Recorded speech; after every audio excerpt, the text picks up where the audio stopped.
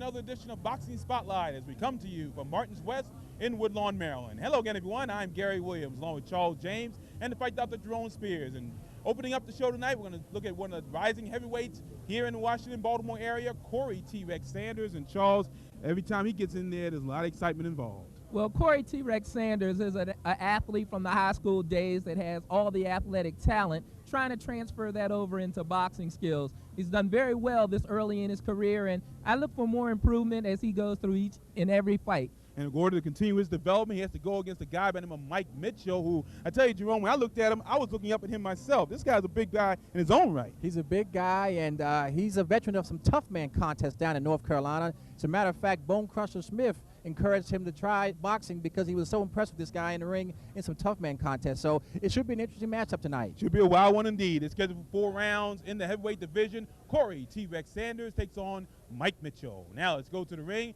and ring announcer, Fred Schubach.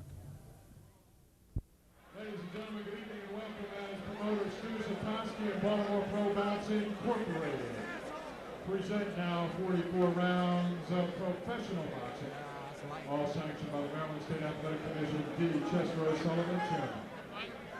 Scoring is based on the 10-point must system. And now this contest is scheduled for 6 rounds in the heavyweight division, and our referee is again Jodi Wingfield.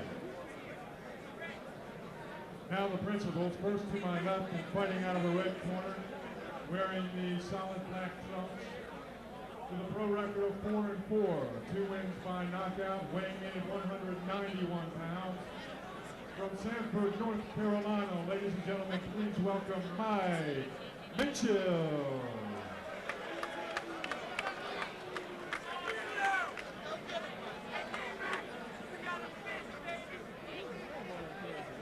And now fighting out of the blue corner, wearing the solid black trunks and weighing in at 287 pounds, with a professional record of 6 victories against just 1 defeat, 4 wins by the way of knockout. From Mitchellville, Maryland, ladies and gentlemen, Corey T-Rex Sanders.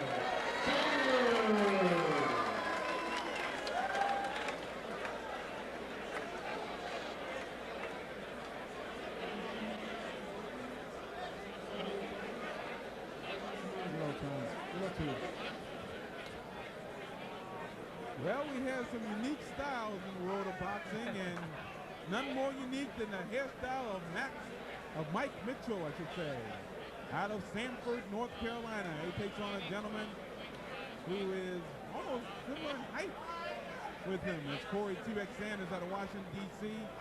This one should be interesting. It's scheduled 4 rounds, heavyweight division. Here we go. Gary, Corey Sanders comes out using his jab. That's something we don't see much. Well, he's in big trouble now because Mike Mitchell coming to fight here, and Jodi Wingfield looking close here. Mike Mitchell, who's using that tough man experience, coming all over Corey Sanders. And Sanders really got nailed, and it showed all over him. He doesn't know to hold on right now, but he's trying to get himself together as Mitchell punishes him in the center of the ring. We're in the opening 30 seconds of the first round.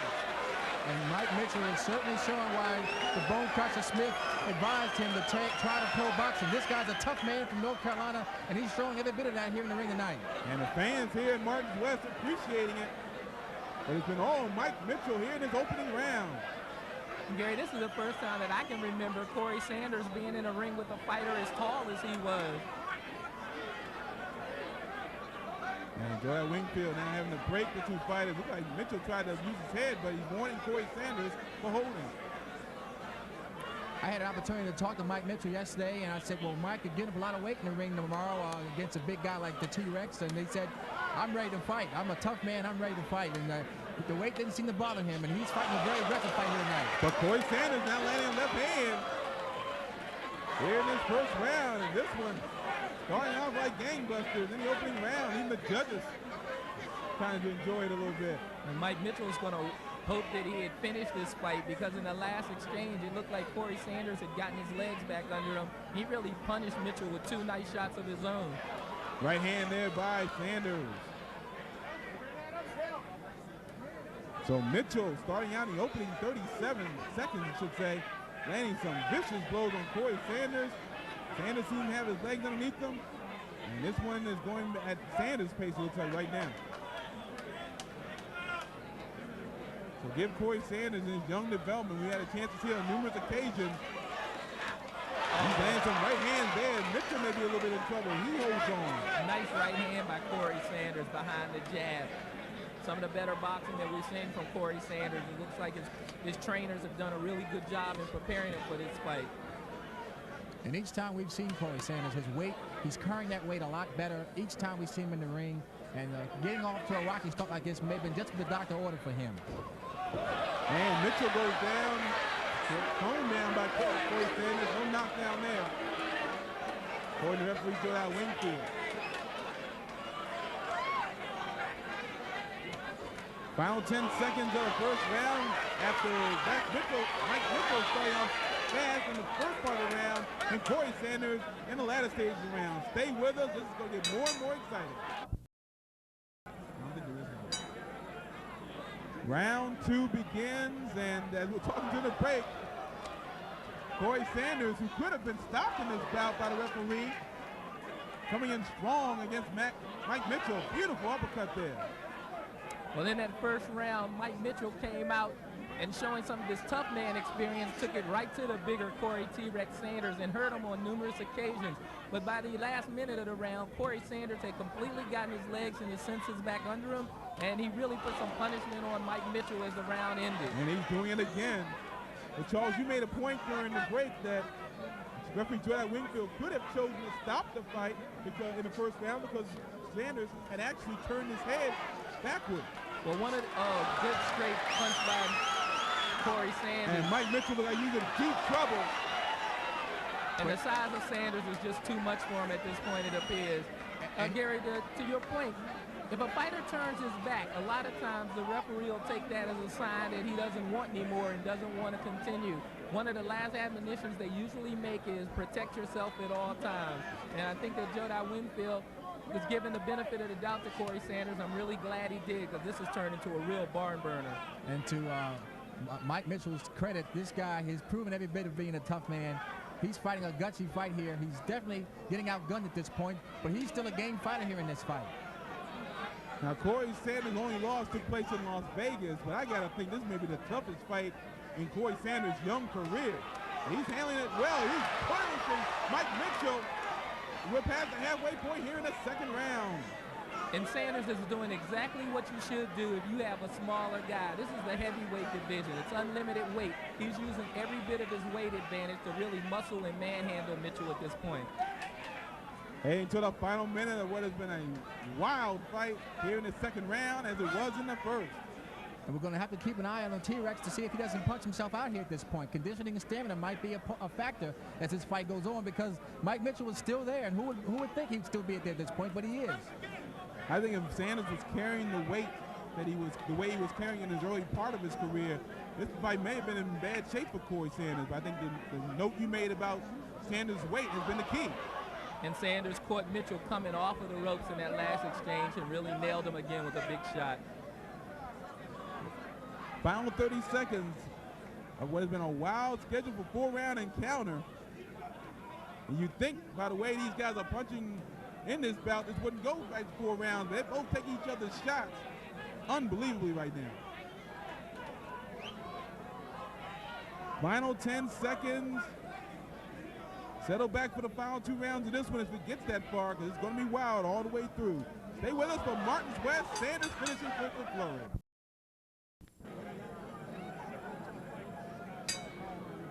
This is the 3rd round, where it's been a wild one. We talked about, left hand by Sanders, 2nd round in a row. He's used that, and here comes Mitchell again. We talked about Mike Mitchell in the tough man competition. Recently, people on pay-per-view got a chance to see another tough man graduate in Eric Butterbean S, but he has nothing on Mike Mitchell as far as his ability to stay in there and take punishment. Right now, Corey Sanders just doing a number on him. I would have loved to have seen some of the tough man competitions because Mitchell has some good boxing skills in there, and against guys with lesser skills, probably a very good tough man competitor. Both these guys are simmering down a little bit, but I'm sure it won't last for long because the two action-packed fighters in the ring here tonight. As Jerome said in the open, Corey Sanders, I should say Mike Mitchell, got some advice from Bone Crusher Smith.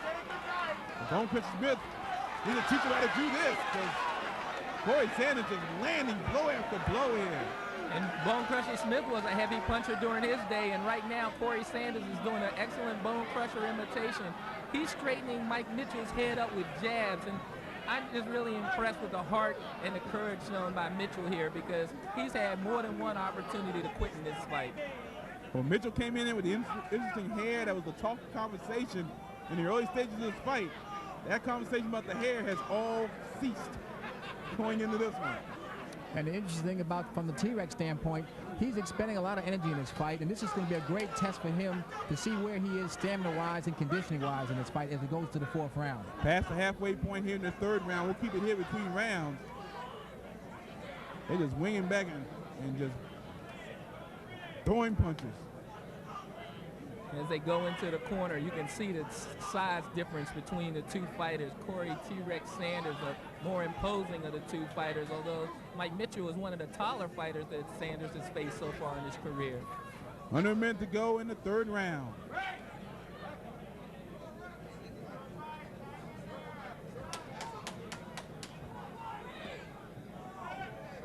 And we'll see what happens as Sanders trying to lunge with left hand, kind of leaving his feet as he lunges, Charles. Well, he's going to the body now more, and I think that that's going to be a good move for Corey Sanders. Up to this point, he's done a lot of head hunting, but if he would take the body away, I think that he'd have more effect on his head shots to Mitchell. Final 30 seconds of the 3rd round. We'll keep it here between rounds. And we'll see what happens as these guys, it's amazing in some cases how both these guys have stood up to each other's punishment in this bout. This has been an action-packed fight from the opening bell.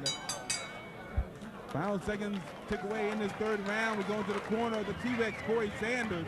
And Corey Sanders, for a fighter that's thrown as many punches and gotten nailed as hard as he was hit in the 1st round, he seems to be in excellent physical condition. His cornermen are giving him his instructions.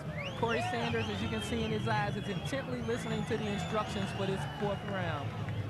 Now that's been one of the biggest keys for Corey Sanders, has been his conditioning. And if we go to the other corner, Sugar Ray Betts is working on Mike Mitchell. And one of the things I'm impressed with Mike Mitchell, he's had tremendous recuperative powers. After taking tremendous shots early in the round, he manages to be able to come back late in the round or in the middle of the round, and he's kept this fight very interesting. Well, as we look at Mike Mitchell, it's amazing to me how well he looks in the corner after the punishment that he took from the last 40 seconds of the 1st round throughout the rest of this fight. He looks like an amazingly conditioned athlete.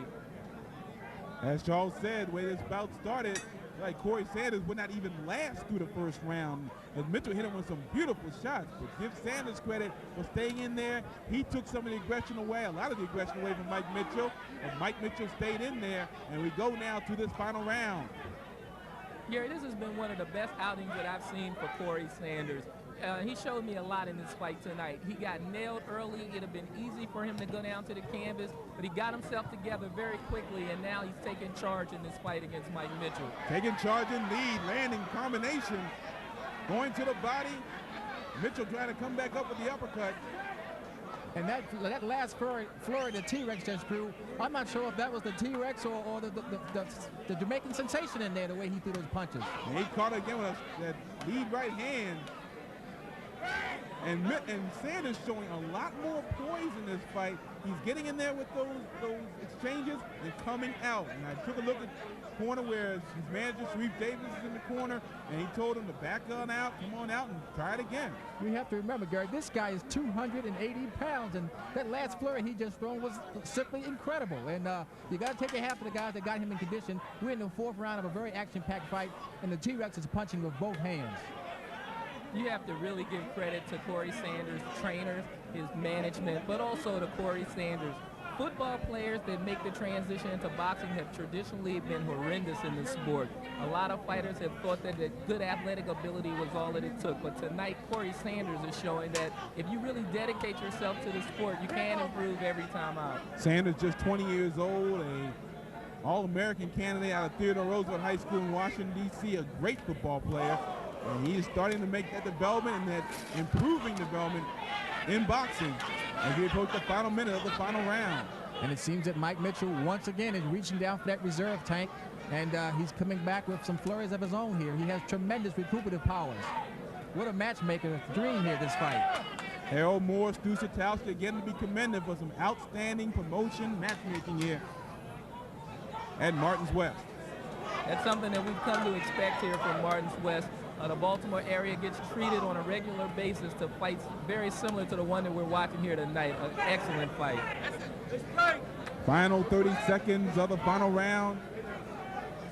And this packed house should erupt in applause as these guys have been going at it the entire night. Mike Mitchell, again, that straight right hand really working well for Corey Sanders. Mike Mitchell again in trouble. And Corey Sanders is not content just to win this thing in points. He wants an authoritative stoppage. He wants to win this thing with an exclamation point, and you got to give him credit for really fighting hard here tonight. Well, he's got about 10 seconds to do that, but it looks like Mitchell might hang on. But then again, the combination as this round and this bout come to a close. What a great one it's been here at Martin's West.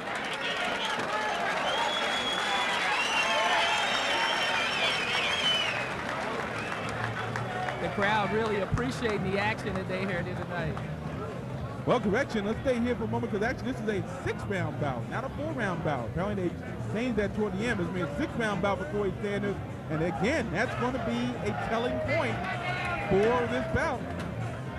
As we see now the continuing movement and continuing development of Corey Sanders. Our apologies for that one. At least my apology for that one. We thought it was a 4-round bout. It will be a 6-round bout indeed. Take a look at Corey T-Rex Sanders in the corner there. Now in Mike Mitchell's corner. Now the conditioning is really going to be a factor. Corey T-Rex Sanders finished off that 4th round like he also thought that it was going to be a 4-round fight. So we now go to round 5. Round 5 coming up. Scheduled for 6 here on Boxing Spotlight. We were told it's scheduled for 4 and moved to the 6th round for Corey T-Rex Sanders and Mike Mitchell. And the T-Rex picks up where he left off, punching very effectively with both hands. But again, Mike Mitchell's still there as well. So this is going to be an action-packed fight for as long as it lasts. One of the things that Mike Mitchell has done is he's pulling away from a lot of those punches. And even though they're very good, effective, clean shots, he's taken a little bit of the impetus off by jerking his head out the way at the last minute. One reason why we were confused on the rounds is I believe this is Corey Sanders' very first 6-rounder. So again, you see another chapter in development. This is one of the great things we believe about Boxing Spotlight, being able to see a young fighter develop right from the beginning. That's what we're doing here with Corey T-Rex Sanders. I can't believe some of the shots Mike Mitchell has taken in this fight. This guy has a tremendous chin because we know the T-Rex can punch. Well, we thought this was only going to go 4 rounds. We didn't think anybody could take this type of punishment. And Mike Mitchell again in trouble. Oh, he's just getting landed. And Glad Winfield actually that corner stopped the fight in favor of Corey Sanders for Mike Mitchell. They just stopped the fight. And Corey T-Rex Sanders, we just saw another chapter in his development here tonight. Corey Sanders really put his hands together in that last exchange. And that was the difference between the referee stopping the fight and not. Corey Sanders in the previous flurry put 1 or 2, 3 punches together, but in that last exchange, he landed 5 clean punches. And also is the difference between Glad Winfield stopping about in favor of Mike Mitchell in the first round, not stopping about in favor of Mike Mitchell in the first round, and stopping it in favor of Corey Sanders in this round. Exactly. A fighter has to be able to put his punches together. The referee's job is to protect the fighters and make sure that there's not an injury in the fight. And I think that Jodi Winfield showed excellent judgment in both situations. And of course, at this stage of the game, you're talking about fighter taking 5 rounds worth of punishment when the guy turned around, as opposed to be early on in the fight when a guy can get caught by a flash series of combinations. So certainly at this point, I don't think there's going to be any argument about the stoppage, and both fighters certainly have a lot of respect for each other as a result of the war they just fought here tonight. Here's ring announcer Fred Skubach with the official decision. Ladies and gentlemen, how about a round of applause for that contest?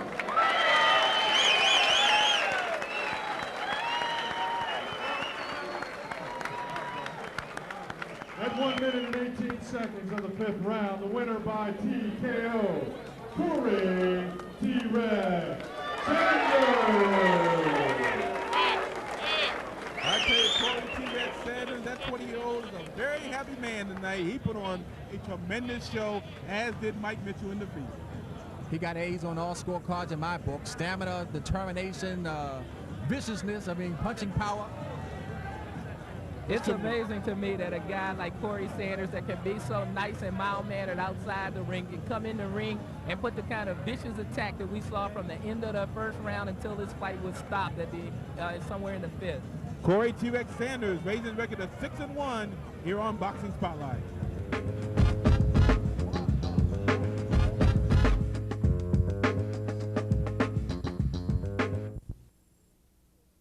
Ladies and gentlemen, we're here at Boxing Spotlight with victorious Corey the T-Rex Sanders and his trainer, Robert Davis. First off, let me say to you, T-Rex, that was an excellent performance out there tonight. Thank you. But, it's all from my training from back at number 11 Boys Club gym with my trainer, Robert Davis and Roscoe. They helped me come through things like this that happen in the ring. Well, Corey, what they're talking about and coming through things like this, in the 1st round, it looked like you really got nailed. And I asked if you felt that he had hurt you really bad in that 1st round, or did you know that you'd be able to weather the storm? Well, I know I'd be able to come back, but he did catch me with a punch. I'm really not sure because I didn't really see how he got that close to me, but he did catch me. And I knew I would be able to come back as long as, I kept my determination and stayed in it. Well, Corey, you came back. And come back you did. It's by the end of the 1st round, I felt that you had gotten yourself completely back together. Let me ask your trainer, Robert, in the corner, it didn't seem like there was very much worry in the hearts of the trainers and the handlers. Is this something that you knew you could get out of Corey? Yes, I knew as well we can get out of this because we train 7 days a week, 5 hours a day. So I knew that once Corey get back and get focused again, there was going to be no problem getting this man out because I seen all the flaws in his opponent. And I knew what we've been training on that we was going to get his man. Well, Robert, you guys did a great job with him. Corey, when you came out in the 2nd round, it looked like you had all of your faculties back together. Tell me what was going through your mind as you set up the 2nd round in that fight. Well, basically, I was just thinking about getting myself back together. And, because the dude, Mike Mitchell, he's a good fighter. And I don't take nothing away from him because he did ring my bell and everything. But I was just basically thinking about getting myself back together and going in for the win as my trainer and them showing me how to do very well. Robert, in the 3rd and 4th round, Corey put together a tremendous attack, starting off with his jab and then following up with the right hand. It looked like you guys have really worked on that in the gym. Every day. He do 12 rounds every single day, 7 days a week, to get him prepared for that. So to get his timing together, so when the guy come in, he's able to hit him with the 1-2 and come back with 2, 3, 4 or more shots to finish the combination off. So every day, that's what we do, to make sure he's mentally and physically ready. Excellent job by the T-Rex, Corey Sanders, as he has a tremendous comeback against Mike Mitchell, very game fighter from the tough man competition, and now trying to make a name for himself in the heavyweight ranks. What's next for you, Corey? Well, I'm not sure right now, but anything that's coming up with my manager, Sharif Davis, he putting things together, and I'm staying in the gym every day. So like he said, 7 days a week, training very hard. So anything that come up, I should be ready for.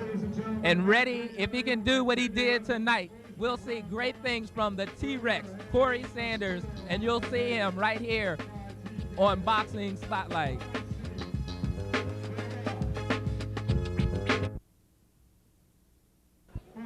Welcome to the interview pit, and I am joined by Mike Mitchell after an impressive bout with Corey T-Rex Sanders. Mike, why don't you describe what was going through your head the first 35 seconds of the fight? The first 35 seconds of the fight, I knew that I had the advantage of my opponent.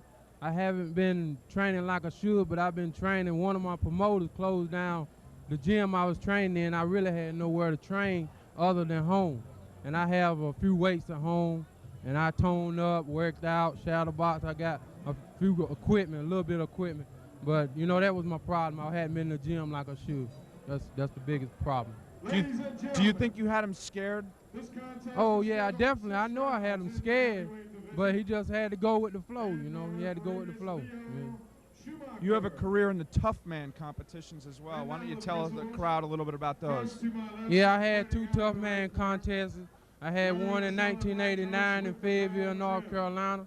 I had one in 1991 in Southern Pines, North Carolina at the National Guard Armory, and I did good in both of them.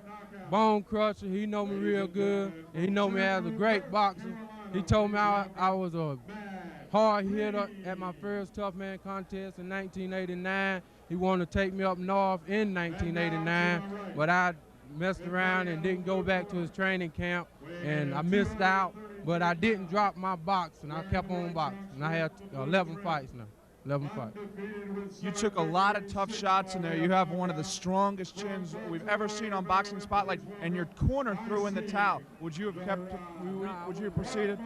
No, I wouldn't have kept. I wouldn't want to. I wouldn't want to, because things like that happen, and I know that I can take punches. And a lot of people see me fight. They know I can take punches, and I know I'm taking a chance. But I've been in fights, tough fights, and I took punches, and it didn't bother me. Like now, it don't bother me. You know, it don't bother. I mean, I'm not gonna say I didn't feel them, but it don't bother me. It don't bother me. I mean, I took some punches, but I just had to go with the flow, you know. And I know I'm in shape, but I just hadn't been in the gym hitting the bag. Like that's the only reason I say I gave out like that, because I hadn't been on the bag, hitting bag. They closed the gym down. I had nowhere to train. And my other promoter, he knew I had a fight coming up, and they just closed the gym down for some reason. I don't know why, and I had nowhere to train. So I feel once I get back in the gym and train like I should, I'll be 100%. I wouldn't say I'm not 100% now, but I just gave out, you know, my legs or whatever and everything.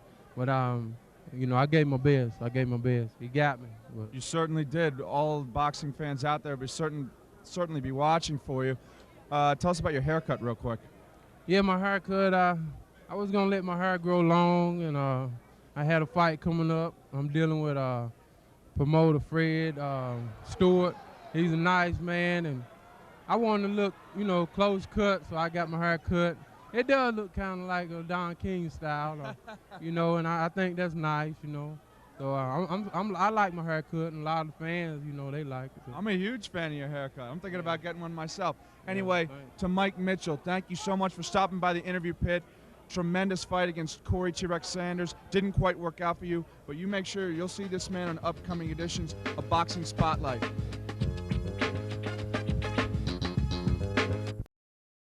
This first bout is scheduled for 4 rounds in the super middleweight division, and the referee is Jodai Wingfield. And now the principal. First to my left and fighting out of the red corner, weighing in at 166 pounds, wearing the solid black trunks from Brownsville, Maryland. Ladies and gentlemen, please welcome Steve Passero. And to my right, fighting out of the blue corner, weighing in at 173 pounds, wearing the white and red trunks. Professional record of 2-1, 2 wins by knockout. Ladies and gentlemen, Butch, the Baltimore Express, Butler.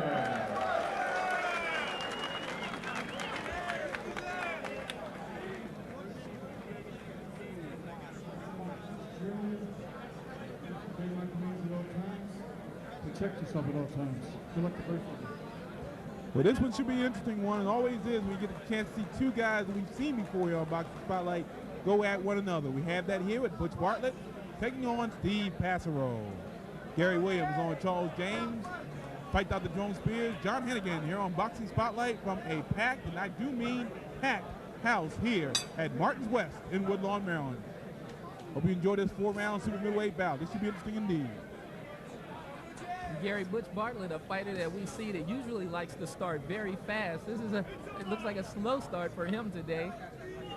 And against Passero, Passero tried to start fast against David Powell and Michael J. Avenue, and something similar happened to him against Powell, except at that time Passero went down. Bartlett was able to land that right hand. Butch Butler looks a little cold. He didn't seem to be very much warmed up here, and that might be a factor here early in the fight. But last time we got a chance to see both these guys, they both were knocked down and stopped in their previous bouts. Butch Bartlett we saw against Joe Zapp Leither here at Martins West, and Steve Passero, we saw him get stopped by David Powell at Michael's 8th Avenue in Glen Burnie, Maryland. Well, as you saw Butch Bartlett miss with the right hand, that gives you an idea of the type of pressure that he usually puts on his opponent. Jerome, you made a good point. He looked like he hadn't warmed up properly, so maybe he's trying to warm himself up during the course of this first round. And if I was Steve Passero, I'd take advantage of that and try to jump on him before he gets a chance to get warmed up. In the first minute, round 1, scheduled for 4.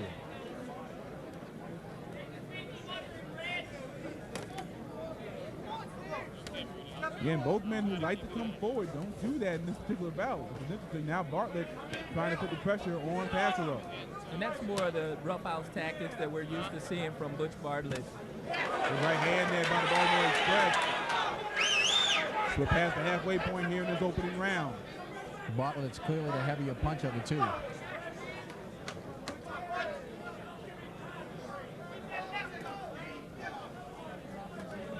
And if Passero was able to land some of these combinations and these quick jabs, in good shape, but Bartlett's walking right through him and throwing the right hand.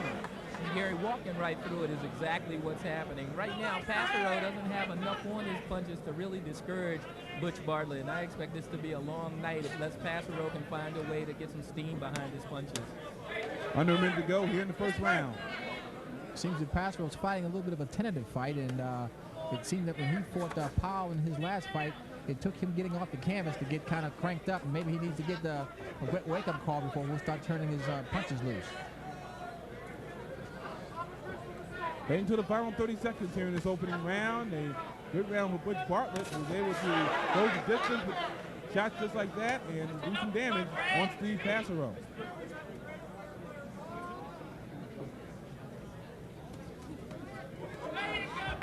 We're heading to the final 20 seconds. Bartlett doing exactly that, pressuring Passero. And referee Joe Wingfield warning him for both heads. Stay with us. Get ready for the second round of action here from Martins West in Woodlawn, Maryland. We start round 2, scheduled for 4. We're in the super middleweight battle, which Bartlett against Steve Passero. In that first round, Bartlett doing the damage with the right hand, and Passero just not getting his punches to land with effectiveness. Well, in that first round, Bartlett was definitely the aggressor in the round. Passero tried to establish his jab, but it looked as if Bartlett was going to walk right through him. We'll see if that changes in this round. It seemed that Clifton Ham McPherson was in the corner of Steve Passero, and no doubt telling him to get off more jabs and trying to come behind with the right hand to get him back into this fight. As you know, Jerome, Steve Passero took some time off from his amateur days before he turned professional and made his pro debut against David Powell and lost that bout by TKO. He had a long layoff before resuming his pro career, and it might take him a while to get cranked up again. And right hand again, Charles, landing with effectiveness by Butch Bartlett. Bartlett is just a little bit off the mark with that right hand. As this fight goes on, I expect him to start landing that right hand a lot more effectively. He just needs to get about a half step closer and use his jab for the rangefinder, and that right hand will come. There's a good shot there. And now Passero trying to land the right hand in his own right. Kind of does a little half bolo as he cocks the right hand trying to throw it.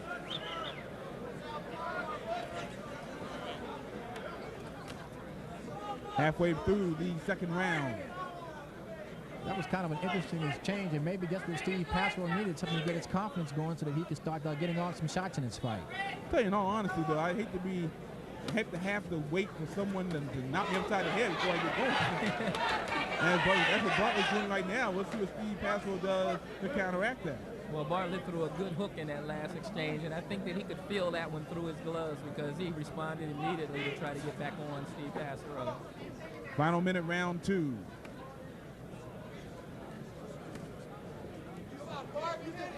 Passero has good footwork.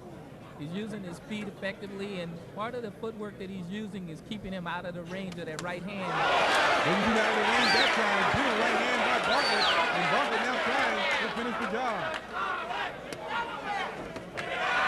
Good pro throw move by Bartlett there to make distance to throw his punches.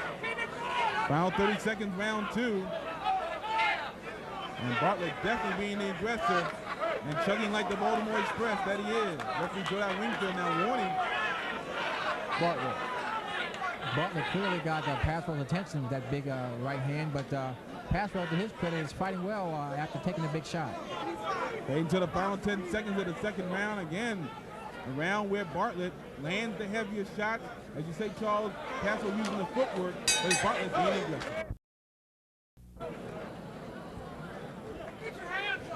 Butch Bartlett's corner having to wash some ice away. And Bartlett definitely putting on the heat, as his flames may suggest on his trunks, putting on the heat against Steve Passero. As this round 3 starts here, Bartlett landed a big time right hand toward the end of that round and put Passero on his bicycle there for the rest of the round. Well, Gary, in a lot of the fights where we've seen Butch Bartlett, he's come out and really rushed his man.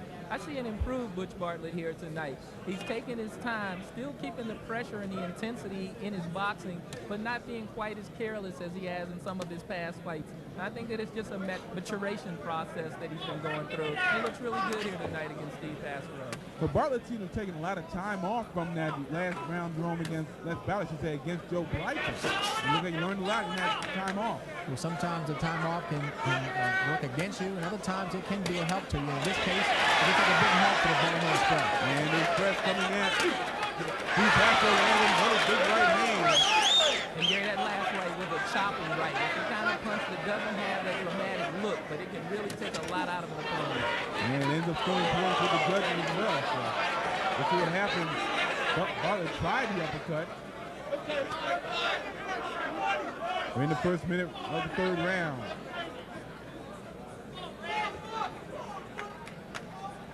And Passero trying the movement, but the movement so far is not confused. Butch Bartlett. And the hitman Steve Passero trying to land an uppercut. Good uppercut inside there. He's getting that punch in very skillfully there, Steve Passero. And here it is again. From a very unique angle, too. And Jodi Wingfield allowing them to go ahead and do it in close. Very sneaky punch. Passero trying the right hand of his own. Here's the right hand. It's down and across Martin's left. Another good right. And Bartlett now trying to really do a number on the hitman Steve Passero. 1 minute to go in the third round. We'll keep it here. I gotta tell you something. Beautiful shots by Bartlett, and give Passero a lot of credit for staying in there. You have to take your head off this Steve Passero. He's been really nailed in this round by a guy that we know can punch in Butch Bartlett. And even though he looks like he's had some hard shots against him, he's still in there throwing punches. Final 30 seconds, third round. We'll keep it here. Passero now landing combinations. The action's really starting to pick up now for both fighters. There's a right hand by Passero as the second stick away here in this third round. There's no snap on Steve Passero's punches at all at this point. He is taking some hard shots. He's taking another one there with the left hand that time. And how Passero is staying up is totally beyond me right now. Final 10 seconds of this third round. We'll keep it here. Can Passero hang on? He does. Oh, what a round that was for Butler. As we go into the corner of the Baltimore Express. That corner has been very happy by his performance. He landed some big shots toward the end of that third round in this bout. Well, the handwriting was really on the wall, Gary. You could see that Bartlett came out in a much more controlled method in this fight, but he was really landing and setting up that right hand. He started off in the first round short, but when he started landing it, he really made a home for the right hand. And over in the other corner now, Clifton McPherson is working with Steve Passero, trying to revive his fighter to get him ready for his fourth round. Sure, clearly this is going to be a pivotal round for both fighters. It will be indeed. If a fighter was ever going to be revived, that last sequence should have revived him. No question about that. I tell you, Passero took some brutal shots. It was mostly the right hand, but at the last stage of the third round, the left hand landed for the Baltimore Express. Well, at this stage in the fight, Gary, Passero is in a lot of trouble, and against a fighter that we know can finish like Butch Bartlett, it's going to be a hard task for him to survive this round, but he showed tremendous heart. Here we go, final round action here from Martins West in Woodlawn, Maryland. Gary Williams on Charles James, fights out the Jerome Spears. John Hennigan bringing you what has been a real nice encounter between Steve Passero and Butch Bartlett. It's in the guts of Steve Passero and the punch of Baltimore Express Butch Bartlett. One thing I've noticed about Butch Bartlett in between rounds, it seemed like he was winded noticeably, and so it's going to be interesting to see now if he can kind of get some reserve back, get some second wind to come out and finish this fourth round strong. Bartlett coming in, record of 2-1, both his wins by KO. Passero comes in, record of 1-1. There's Bartlett again, big right hand. You can see now Passero is off balance in the corners. He doesn't have any strength to keep Bartlett off. And even though he lands an occasional uppercut, there's no steam on his punches at all. And Joel Wingfield talking to both men again. There's an uppercut by Passero. As you said, Jerome, he's been landing that with effectiveness, but effectiveness as far as points concerned, but no oomph on the punches, it looks like right now. But of course, it looks like that Bartlett's always going to have that power to rely on, but he seems to be somewhat winded in this fourth round as well, so this could be a matter of stamina now going into the final parts of this round. Halfway through the final round. I'm really surprised that Bartlett hasn't tried to throw the uppercut more in this fight.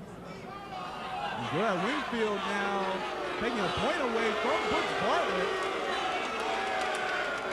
I don't really know exactly what that was, except we've been warning Bartlett about the pushing, and Passero runs over to Bartlett's side of the ring. And that's a great psychological move on the part of Steve Passero. It looks like Bartlett is somewhat winded, and Passero may have noticed that. Now he's trying to capitalize on it. Well, I think the point was actually deducted for hitting on the break. There's been a lot of roughness in this fight, and Joe Winfield is talking to the guys a lot as he breaks them on the inside. I think the point was deducted for hitting on the break. Final 40 seconds, and that point, it could be a very close fight, and that point could really help and should really help Steve Passero. But the question is, will it be enough? Because again, Bartlett's hitting Passero with some good shots, although Passero got in the left hand there. And this is why four-round fights are very hard for people to win. It looked to me like Butch Bartlett was dominating this fight. Now, as Passero comes on in this last round, if he wins this round with a point deduction, that can be a 2-point round. Final 10 seconds of the final round. This one's going to be interesting as far as the decision is concerned. It has been a great battle between the Baltimore Express, Butch Bartlett, and the hitman, Steve Passero.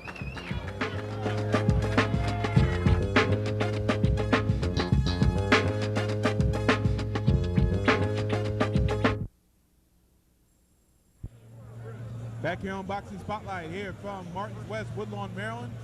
Along to fight Dr. Jerome Spears, Charles James, John Hennigan. I'm Gary Williams, and it was a great battle. We communicated with referee Joe Wingfield during the break, and the point was deducted from Butch Bartlett, as Charles said, for hitting on the break. So, again, in a situation like this, it'll be interesting to see how judges Glenn Hurst, Larry Barrett, and Leo Schumacher saw this bout, because even though it looked like from our vantage point that Bartlett was dominating the fight, the point, Charles, could help Steve Passero. Well, I gave Steve Passero the last round. I think that Bartlett did slow down, as Jerome indicated, and Passero did a smart thing, rushing back and really letting his hands fly to steal the round where there was already a point deduction. By my quite unofficial scorecard, I had the fight scored 38-37 at this point. Well, looking at Butch Bartlett even right now, he looks like to be somewhat winded, and this fight definitely took his toll on him from a stamina standpoint, but he probably did enough to win the fight, but we'll have to wait and see how the judges saw it. I think, again, Bartlett, he had taken some time off prior to that, but we get prior to the fight here tonight, last fight against Joe Blyther here at Martins West. We'll see as we get the official word now from ring announcer Fred Schubach.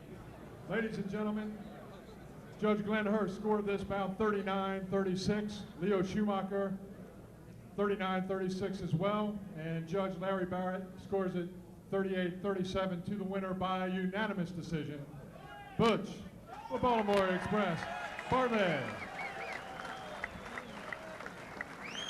And the fans, as they so well do here at Martins West, appreciate it. What a great battle this was between Bartlett and Passero, and Charles, one of the judges saw the way you had it, 38-37.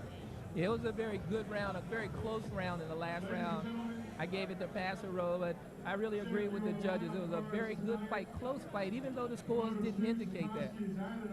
No doubt about it, and it's going to be interesting to see now just what Butch Butler can come back with now. This fight may have been just really needed to get some of the rush off after that long layoff, and I expect to see him back bigger and stronger in the future. So Butch Bartlett winning by unanimous decision over Steve Passero here on Boxing Spotlight.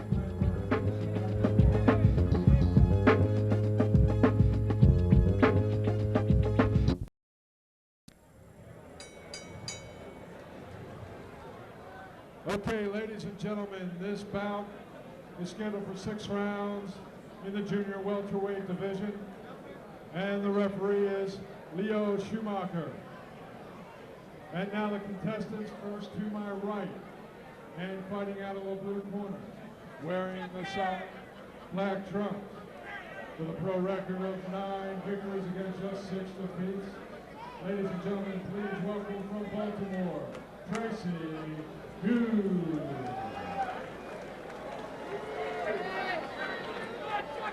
And fighting out of the red corner, wearing the black trunks and purple trim, weighing in at 151 pounds, a professional record of 28 wins, just 4 defeats, from Glen Burnie. Ladies and gentlemen, please welcome Chuck Stern.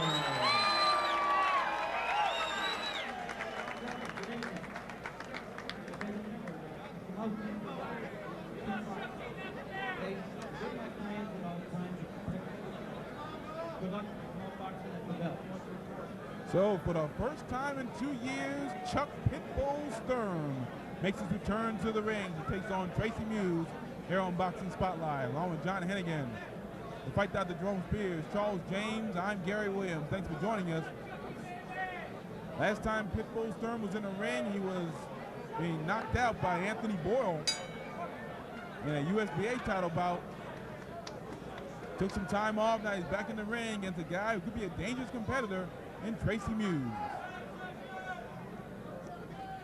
And Gary, going into this first round of feeling out process, both of these guys look very well conditioned. Their balance looks excellent at this point in the fight. And I look for this to be a very entertaining contest.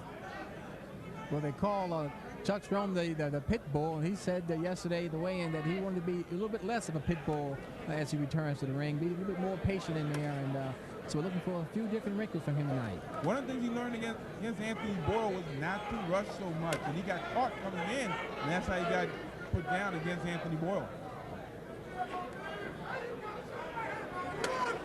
Good body shot there by Tracy Muse.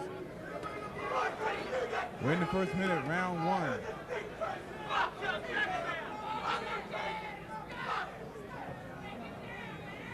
Tracy Muse uses a lot of experience. He took some time off before he came back into the ring. Took a couple years off in his own right.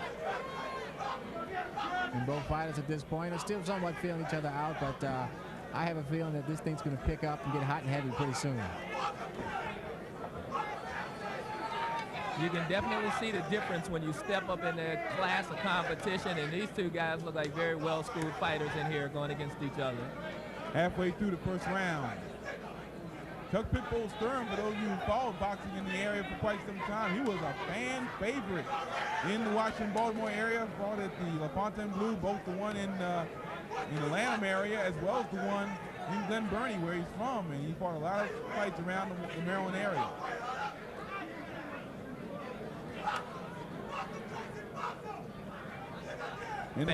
Fans are very vocal for both fighters here. Usually you'll have one big advantage of the hometown crowd, but tonight both guys seem to have their areas of support in the crowd. And both fighters should heed some of the advice that's being yelled out from the crowd. They're saying the box and use the right hand, get the jab going, and these are all good things that both fighters should be trying to employ here early in this fight. In the final 35 seconds of the first round. Left hand by Muse.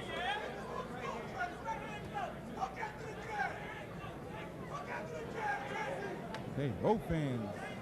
Chuck Pitbull Stern got a big response coming to the ring in his bout. We head to the final 15 seconds of the first round. A packed house on Boxing Spotlight. Very good tactical round for both fighters. Stay with us. We have more from Martin's West and Woodlawn in a moment on Boxing Spotlight. We start round 2, scheduled for 6 here on Boxing Spotlight. Chuck Pitbull Sturm taking on Tracy Muse. And Muse starting to get more active here, putting the pressure on the Pitbull. Gary, I thought the first round was a very interesting round. Both guys using the good boxing skills and technique to try to establish what they wanted to do. I had to give the edge to Tracy Muse for being a little more busy in that first round. And I think Mr. Mac Lewis must have instructed Tracy Muse to pick up the pace even more so in this second round, because he's coming out like gangbusters. He is from Muse. He's faced a guy who may have been training but has not been in the ring in quite some time. Tracy has been back since his comeback. He's been back into the ring. Sturm has not, so that may be an advantage for Tracy Muse.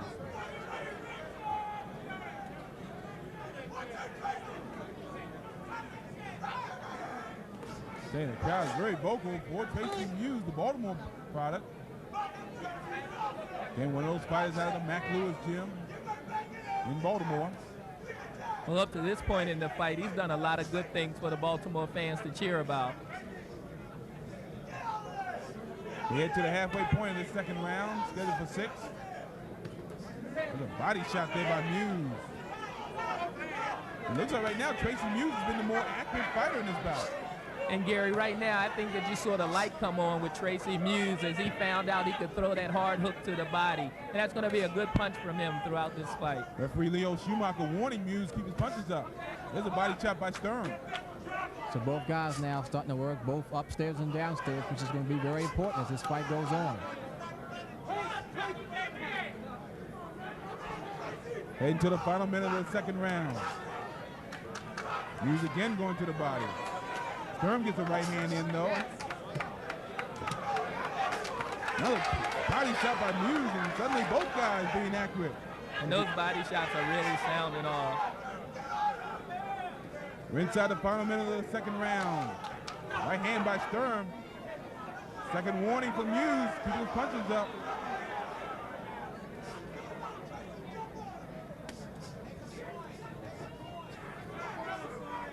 We get to the final 30 seconds. That may force Muse to alter his game plan somewhat.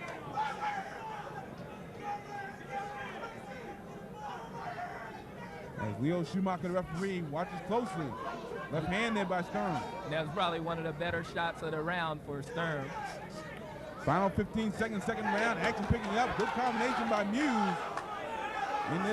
In this second round, Sturm coming back with the right hand. As the seconds tick away here in this second round. Stay with us. This is going to be a good one from Martin's West.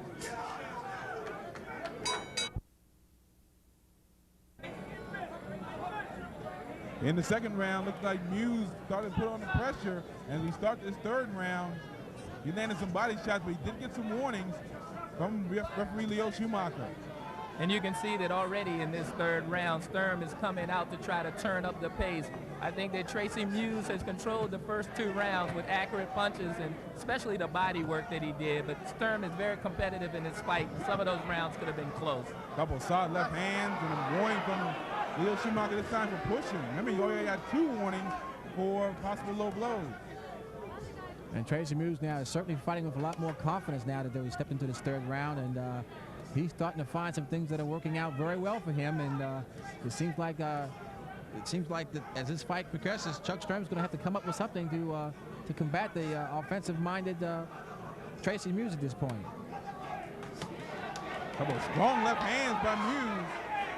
And you can see that now Tracy Muse is starting to take that hook that he used so effectively to the body and come upstairs with it. Left hand tried by Chuck Pitbull Sturm. We're in the first minute of the third round.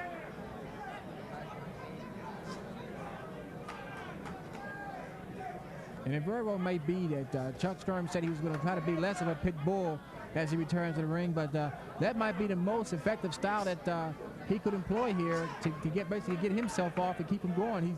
He's somewhat tentative here in this laid-back style of his, or semi-laid-back style. Maybe that he's felt the power of Tracy Muse. Some of that left hand there. And just as you said that, Gary, Tracy Muse threw a good left hook and came back with another good left hook. Heading to the final minute of the third round. We'll keep it here between rounds. Another body shot from Muse. And Muse has good leverage on those punches, too. He's really loading up with those body shots. Under a minute to go here in the third round. Tracy Muse throwing, it looks like the more devastating punches. Well, he's definitely been doing some body snatching with that left hook to the body, and it's taking its toll here in this fight. If Tracy Muse could ever follow up that left hook with a straight right hand, that would be a great combination for him to try. And to the final 30 seconds of the third round. This one's scheduled for 6. We'll keep it here between rounds.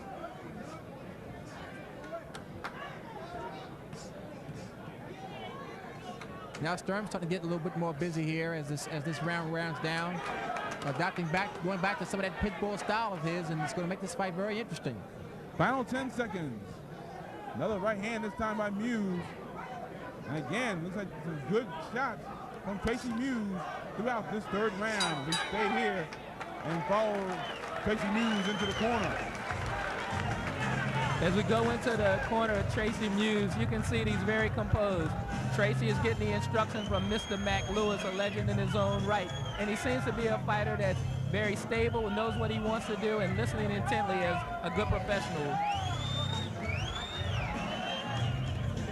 And Chuck Sturm, on the other hand, is being counseled now. They're trying to get a little Vaseline on the forehead just to make sure he doesn't walk into any unwanted cuts and so forth. And I'm sure at this point they want him to pick up the pace, be more busy here as this fight continues. Well, Chuck Sturm also very good condition for a fighter that's been out of the ring for a while. Both of these guys look like they're well conditioned and they know what they want to do out there. Now it's just a matter of execution. We get ready to start the fourth round. Here on Boxing Spotlight from Martin's West in Woodlawn, Maryland, in front of a packed house. Chuck Pitbull Sturm came in with a lot of fanfare, making his first appearance in a ring in almost 2 years. But right now, Tracy Muse taking away some of that thunder with some great shots. Gary, it's very hard for a fighter to go away from the person that brought him to the dance, and I think that Chuck Sturm is taking some off of his game plan by not being as aggressive as he was earlier in his career.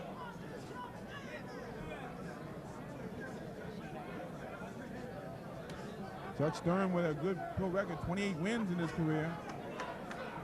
But Tracy Muse is an experienced veteran,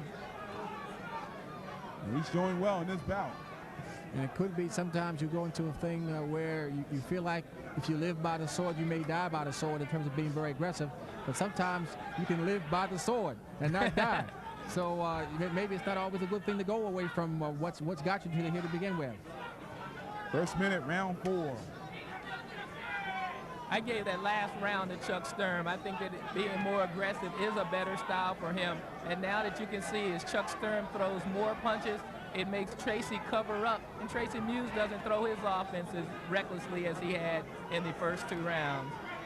Left hand there by Muse. Use a good pro move. Beautiful uppercut there by Muse with the right hand. And Gary, you can't throw an uppercut any prettier than that. And Muse followed that uppercut up with a vicious hook that was a little short of the mark. Body shot this time by Chuck Sturm, and the Sturm fans trying to get into it. And Muse caught Stern again with the exact same combination. He threw the uppercut, and this time he landed with the left hook. And, you know, here around the Baltimore area, and not so much in the Baltimore area, but in terms of talking about fighters from the Baltimore area, in particular fighters out of Mr. Mac Lewis's gym, a lot of times you hear about the Mr. Mac Lewis fighters just being guys that just come forward and they're somewhat just aggressive fighters.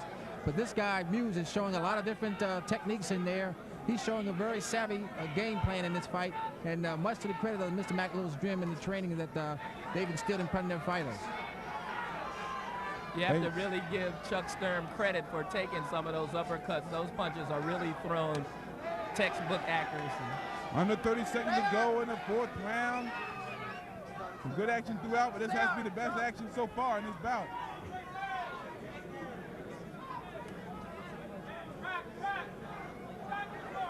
Heading to the final 15 seconds. Sturm using the body shots more. This is going to be a very hard round to score. Final seconds, round 4. Stay with us. Been exciting so far, and like the same way going to the 5th round. As we start the 5th round, looks like Mac Lewis had something to say on behalf of Tracy Muse to referee Leo Schumacher. Well, Gary, he also had some words to say to Tracy Muse, and if I read his lips correctly, he said, "What are you waiting for? Take this guy out." He wants Tracy Muse to pick up the pace and be very aggressive here and try to go for a knockout in this fight, it looks like.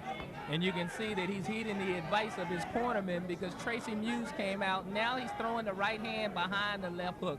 And that's going to be the combination, in my estimation, if he wants to get Chuck Sturm out of here. He's going to have to land that right hand over the top. Left hand coming to the body again. As Tracy Muse putting on a very good showing against the returning Chuck Pitbull Sturm. Gary's starting to see some blood from the nose of Tracy Sturm. We're going to have to keep an eye out for that to see if it becomes a factor in this round.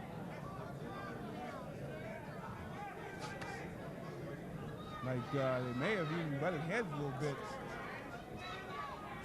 Because Muse came back and felt it under his nose. And that's where it is indeed. See more movement from Tracy Muse now. You see as he stopped and threw the feint, he must have punching power because Chuck Sturm stopped dead in his tracks. And to the halfway point of this 5th round. Good combination there by Muse. And Sturm using some good defense to miss him that time. That blood is really starting to flow now from the nose of Muse. That indeed would be a tough break. He's landing some good punches. Sturm landing a right hand there. And there's no quitting Sturm at this point. Obviously, he's going to revert back to that buzzsaw Pitbull's tactic because when a guy gets in trouble, you go back to what you know, and it seems like that's going to make this fight very exciting as we head into the last couple of rounds. And that's what we saw in the 3rd round when Chuck Sturm went back to what he does best. He came out successful, at least in the eyes of our Charles James.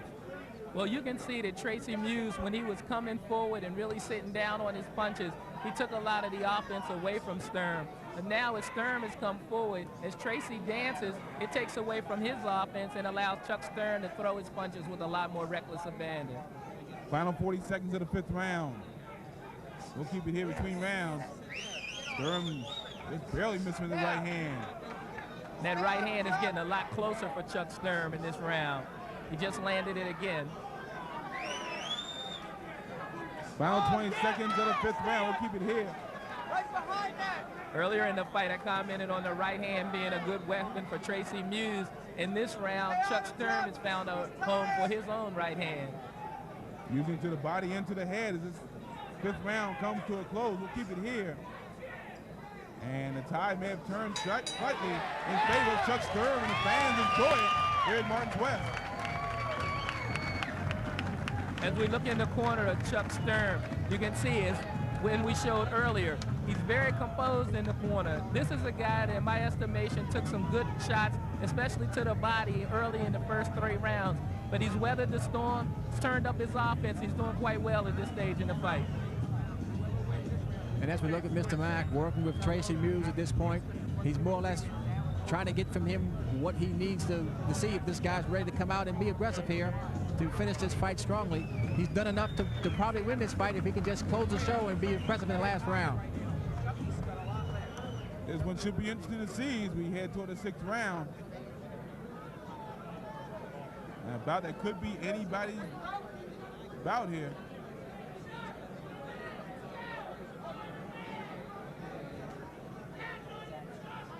Referee Leo Schumacher moving the ice away. And here we go, 6th and final round between Tracy Muse and Chuck Pitbull Sturm. And both guys come out in this final round knowing that this is probably a very close fight. Left hand by Muse. Stunned Chuck Sturm. And Sturm trying to hang on. And that was the best combination of the fight for Tracy Muse. And believe me, he's thrown some good ones in this fight. Now, one thing Tracy Muse is going to have to be careful of if he is successful here in this first minute of the last round, but is not able to get Chuck out of there. he's going to have to be careful not to punch himself out and put himself in trouble here going to the latter part of the round where Chuck Sturm can come back on strong. Sturm trying to land combination in close. Stay on top of it, Chuck. Stay on top of it. And I can see why Chuck Sturm was so successful in his career.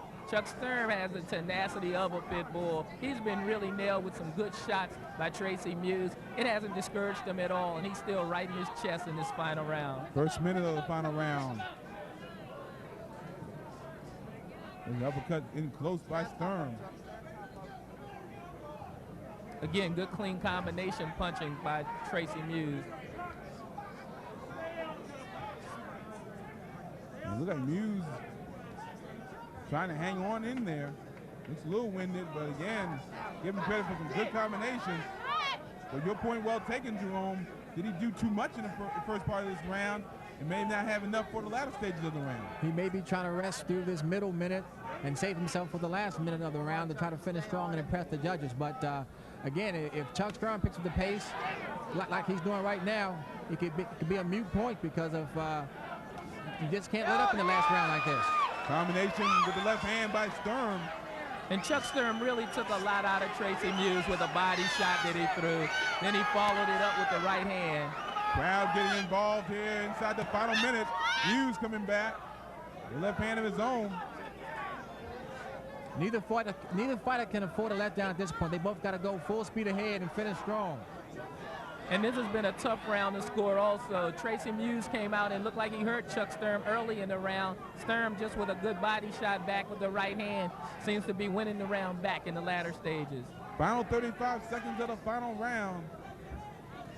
Larry Barrett, Jodi Wingfield, and Gary Campaneschi, they're the judges for this bout, and they have their work cut out for them here. And it looks like this one's going to go to a decision. And it's going to be a tough decision indeed. And these are two really good conditioned athletes, two excellent professionals, and boy, it's sad. If one guy walks out here with a victory, it's going to be a tough loss for the other. Final seconds of the final round. Here from Martins West, we'll get the decision in a moment. Great fight.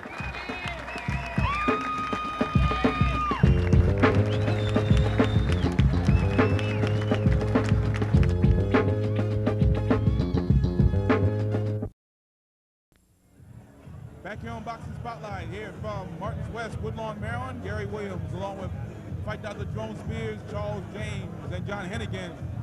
What has been a great bout between the returning Chuck Pitbull Sturm and Tracy Muse. Excitement throughout. You see the judges, that's Patrick Pinella, the executive director on the left, Ray Klingmeyer. Head official giving the decision, the ring announcer Fred Schubach, who in turn will give it to everyone here in this packed house at Martins West. Here is Fred Schubach.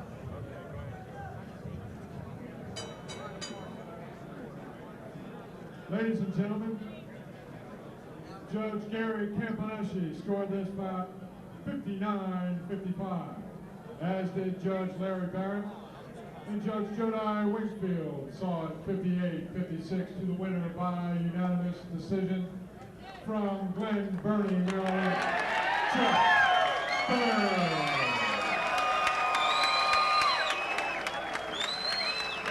So Chuck Pitbull Sturm's 2-year hiatus is over, and he returns successfully to professional boxing. A tough loss for Tracy Muse. Well, Gary, I personally had the fight scored a draw. I think that early in the fight, Tracy Muse dug a hole that was too much for Chuck Sturm to come back and win, but I did think he controlled the latter aspects of the fight. Looking at the judges' scorecard, I can see how they would come up with that decision because for the most part, Chuck Sturm did come forward the entire fight. As we've noted many times on Boxing Spotlight, it's extremely difficult for a counter-puncher to come away with the decision. And Chuck Sturm, to his credit, walked through a lot of the punches of Tracy Muse. Excellent fight, although I thought it was a draw. I thought it was certainly a lot closer than some of the scores indicated.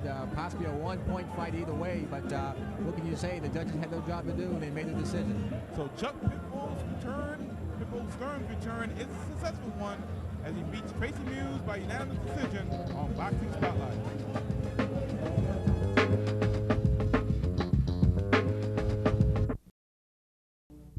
Boxing Spotlight traveled to Caesars Palace in Las Vegas for the third matchup between Riddick Bowe and Evander Holyfield. It was indeed a tremendous night of boxing. And believe it or not, the post-fight press conference carried its own brand of interest. First, Holyfield addressed the crowd of reporters and answered the inevitable question. When I fight again, I have the rest, and my whole thing is that it's not for me to take away from what Riddick Bowe did, and if I said, well, I came in and I know I fought the best that I had today, and I can't say that was my very best, but it was my very best today, and Riddick Bowe was able to top my very best today, and I just thank God that I did as well as I did, and I put on as good a performance as I could tonight. And if that's be tomorrow, then I hope to do better. Members of Bowe's camp continued to have high praise for Holyfield. He indeed is a leader, and I look up to Evander Holyfield as a leader of mine. He's a very spiritually grounded person, and we respect and appreciate and admire him so much. In our minds and hearts, he will forever be a champion. When Bowe entered the room, the first question reporters had was, what was he thinking about in the 6th round, the round that Holyfield knocked him down? I was thinking the same thing you were thinking. Hell, this ain't right. So I got up and said, wait a minute. I mean, I was shook. I was really so I had to be cool about it. And I said, well, maybe what Evander will do is punch himself out like I did in the first round. In his first fight, rather, and that's exactly what he did. So I was just cool, and I had to maintain my composure. And I said, well, he was already tired. And so I said, well, I better coach the next round and see what he got in the, I guess, the 8th round. And he exchanged with me, and I finally fought him. The press conference became a floor show when Bowe saw a certain someone in the crowd. Hi, Lennox. And my buddy back there, y'all. What's happening, Lennox? That's Lennox Lewis, everybody. Yeah, really. What is that? I don't know. See, man, see that white one. I thought it'd be nice to you. You must want me cold and cut some dreadlocks out your head. I understand Mr. Lennox Lewis has something to say. Speak to me, Lennox. Speak to me. Congratulations for that fight. Thank you, my brother. Well, the question I wanted to know is, when are you going to fight me? When you start running, faggot, when you think I'm going to fight you? You see, I was bringing this to a nice thing and you have to get rude like that. No, I'm doing what you're doing. Huh? I'm doing what you're doing. What did I do? Huh? What did I do? What you didn't do. That don't make sense. Are there any more questions? Are there any more questions for the heavyweight champion of the world? All contenders, please wait your turn. There's no more belts to throw away. Whoa, watch mine here. Huh? Well, 1 minute. We want all contenders who got knocked out by Oliver McCall to please wait their turn. After the press conference, Boxing Spotlight's Charles James caught up to Lewis and found out he had strong views on the Bowe Holyfield contest. You saw a great heavyweight fight here tonight between Riddick Bowe and Evander Holyfield. What did you see out there tonight that you feel you could take advantage of? Everything. Evander Holyfield knocked him down and allowed him to get back up, but if that was me in there, I would have knocked him down and he wouldn't have got back up. It may be safe to say that the heavyweight picture is as cloudy as ever. And that's Boxing Spotlight out and about. Ladies and gentlemen, let's get it on with the main event. Scheduled for 10 rounds in the light heavyweight division. Referee is Larry Barrett. And now the principal, weighing in at 173 pounds, fighting out of the red corner and wearing the solid black trunks. With a professional record of 13-6, 8 wins by knockout. From Monroe, North Carolina, please welcome Mark Buchanan. And now fighting out of the blue corner, weighing in at 175 1/2 pounds, wearing the solid black trunks with a pro record of 11-1-1, 6 wins by knockout. Ladies and gentlemen from Baltimore, please welcome Courtney Pound for Pound Butler.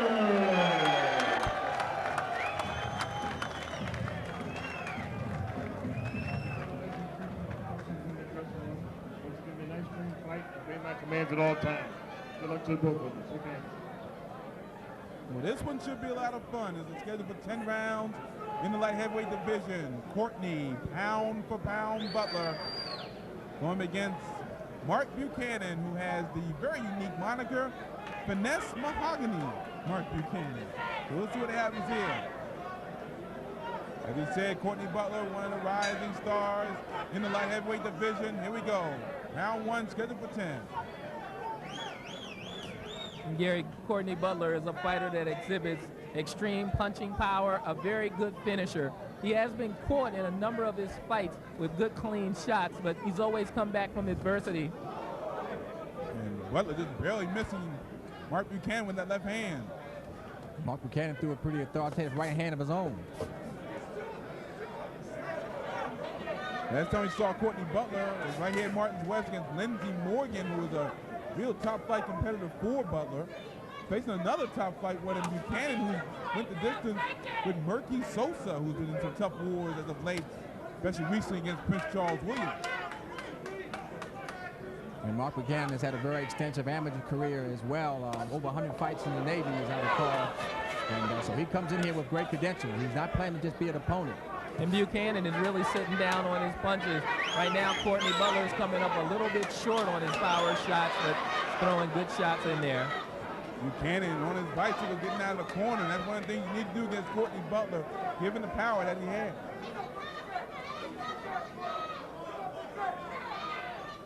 If you look at the physique of Courtney Butler, this is a well-sculpted fighter, and you can see that punching power comes from speed, but in Courtney's case, it's a combination of speed and also just pure muscular power. Right hand thrown by Buchanan. So halfway through the first round. There's a quite noticeable difference in the size of these two fighters, and it's either going to work to one or the other's advantage or disadvantage as this fight goes on. It'll be interesting to see how that situation plays out. Puts Butler down. And this is the thing that we've seen from Courtney Butler in a lot of his fights. He's been caught with clean punches and been on the canvas. He's always been able to get off the canvas and weather the storm, but Buchanan has a different idea in this one. Final minute, round one. Action picking up. Buchanan starting to use his shoulder. You can see that Buchanan senses the urgency in this. He knows that he caught Courtney Butler with a good shot, and he might not get another opportunity to do this. Final 40 seconds, round one. Here on Boxing Spotlight, there's another left hand by Buchanan, and Butler's down again. Let's see what Larry Barrett calls it. He will call it a knockdown, a second knockdown for Courtney Butler. As well, it should be called a knockdown. Courtney Butler went down as a result of a punch, and right now he's got to get out of this first round so he can get to the corner and regroup. We'll keep it here between rounds as Courtney Butler, who probably was a heavy favorite in this bout, in deep trouble from Mark Buchanan. Final seconds, his Butler with a left hand of his own. Buchanan coming back. Final seconds, round one. We'll keep it here. I gotta tell you, this has been an incredible first round. Fans going crazy here in Martin West. We're in the corner now, Courtney Butler. And as you look in the corner of Courtney Butler, this is a fighter that responded quite well to being down on the canvas twice. They're trying to get him together, but he looks like he's got himself gathered at this point. And in the other corner, Mark Buchanan, he's being given some counsel right now from Charles Mooney, and they're trying to make sure that he knows what plan that he needs to follow going into this second round after a very explosive first round for him. Mark Buchanan came in relatively unheralded. Had a record, he gave us a 17-5 with 13 KOs. And you can see some of the power that he's had. He puts down a guy who has a very tough chin. We've seen that in many bouts here on Boxing Spotlight. Courtney Butler put him down not once, but twice. But you can see the recuperative powers of Courtney Butler. After being on the canvas, he came back and threw some good hooks of his own as he had Buchanan against the ropes. And then, as always, he got caught with a good clean shot to put him on the canvas again. And now in the second round, Courtney Butler is back in good shape. He's on his toes, he's bouncing, and he seems to have weathered a very severe storm. So we talked about after the Lindsey Morgan fight how Courtney Butler has raised his game to the next level. Question is now, is Mark Buchanan too much of a level for him? And we saw Courtney Butler on the campus before at Michaels 8th Avenue. He came back very strong and finished that fight in the second round. So he can come back from adversity. It's going to be interesting to see if he can come back here tonight. Well, the thing that helps you come back from adversity is punching power. And Courtney Butler has always shown that he can get an opponent out with one punch. Right hand there by Buchanan. And Butler coming back. Another big left hand from Buchanan. And Gary, I'm very surprised that Buchanan, with his short stature, has the reach to get to Courtney Butler with those long punches. Butler trying now to put things going here against Mark Buchanan. And the fans just got a glimpse of why Courtney Butler is one of the favorite fighters in the Baltimore area. This is a guy that was down twice in the first round, and now he has Buchanan on the ropes, really throwing power punches at him from all angles. Halfway through the second round, we're scheduled for 10. And this one may still have a long way to go. And this fight certainly can't go 10 rounds at this pace. Both guys are throwing punches with bad intentions. It's only a matter of time before it takes its toll on one or the other. And those body shots right now by Courtney Butler are sounding off throughout Martin's West. Buchanan sneaky with the uppercut. Combination by Buchanan. Butler stayed right there. And Buchanan sat down on a right hand and really nailed Butler. Butler came back with a good shot of his own. He shot from Courtney Butler. Buchanan could be in a little bit of trouble as we learned a minute ago in the second. Well, we've seen some tremendous action here tonight, and this fight is just rising to the occasion of all the other fights we've seen so far. And this is what the fans have come to expect from Martin's West.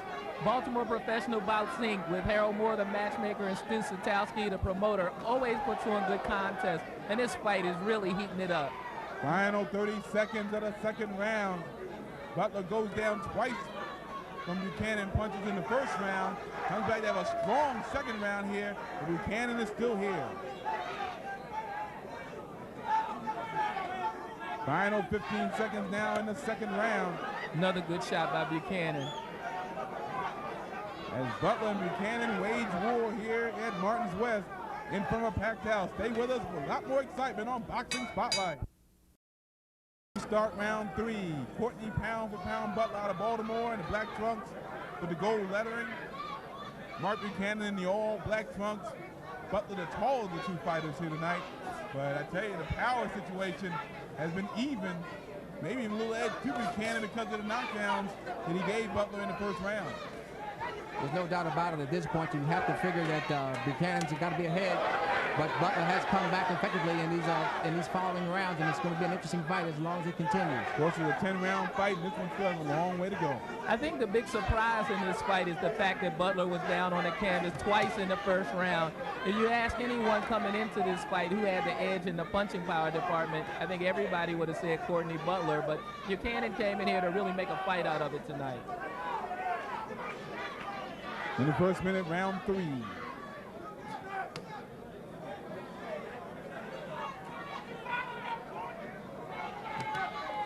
And the right hand there by Buchanan, partially blocked by Butler. And Gary, I think this is a stance that we haven't seen Courtney Butler in that much. He's going backwards a lot more in this fight than I've ever seen before. I think that tasting the power of Buchanan in that first round has made him a much more cautious fighter. That thing by Buchanan.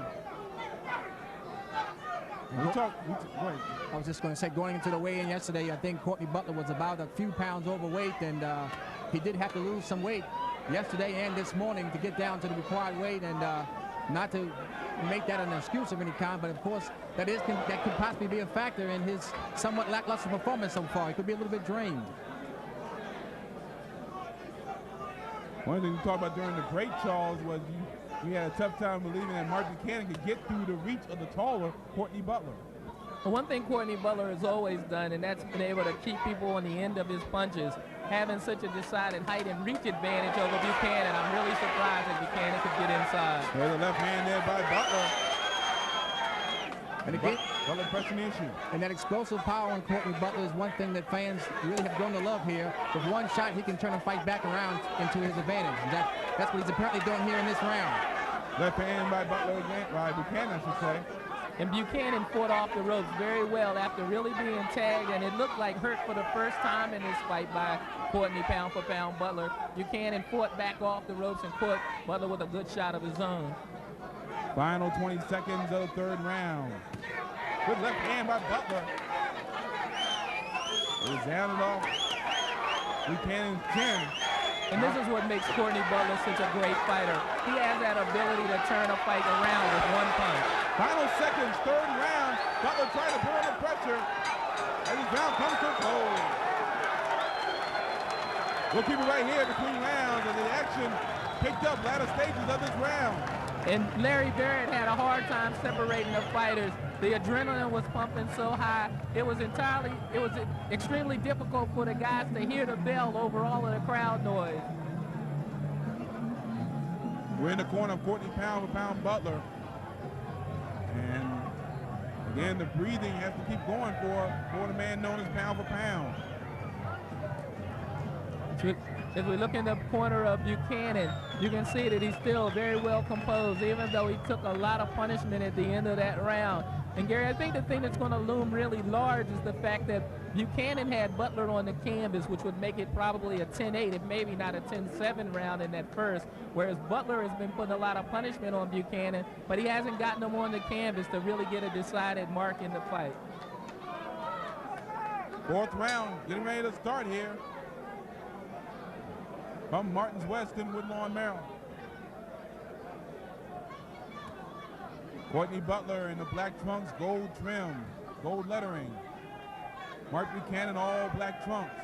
You can see the protective belt on the cup for Courtney Butler is written pretty high, while all of the red, even though it's not a red of his trunks, you can see a lot of red on the trunks of Courtney Butler because of the cup. Courtney Butler's trying to throw a series of 1-2 combinations, and that right hand is missing the mark. He's probably going to have to make more effective use for that left hand and that left hook to get back in this fight. Swing and a miss by Buchanan, but he came back with the right hand and landed. And Gary, Buchanan is really pumped in this fight now. He opened his mouth and actually screamed at Courtney Butler at 2 occasions already in this round. It seems like he's psyching himself up and doing a good job with the fighting that he's doing also. Left hand there by Buchanan landing. And we've talked about Courtney Butler's chin. Yes, he got caught twice and put down in the first round, but you see now the type of chin that Courtney Butler really does have. And keep in mind, we're in the fourth round. What's scheduled to be a 10-round fight. As this thing goes on, stamina could also play a part in this fight. Right hands by Courtney Butler. Trying to work Buchanan over in the corner. We're halfway through the fourth round. And I think he got Buchanan's attention with some of those body shots. And this fight has just been a barn burner. The crowd is going crazy, and the fighters are going crazy in the ring. Neither guy is taking a backward step, and they're letting it all hang out. Buchanan landed the left hand, but Courtney Butler came back with a combination of his own. We're heading to the final minute of the fourth round. And Buchanan is using excellent defensive skills to stay out of harm's way of most of those devastating shots that Butler's throwing. But Butler's still getting in his share. And Butler just went to the body with some good body shots. And as this fight goes on, it's obvious that both of these guys can take a punch to the head. It might be the body work that tells the tale in this story. Under a minute to go in the fourth round.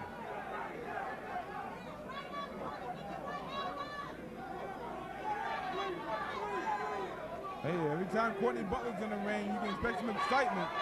I don't think he expected the excitement that's given to him by Mark Buchanan tonight.